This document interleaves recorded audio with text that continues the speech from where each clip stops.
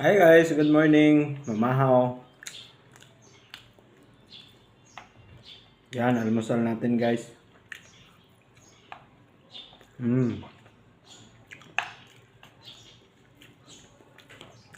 Ito is itlog, egg na may kamatis tapos ano tawag yan?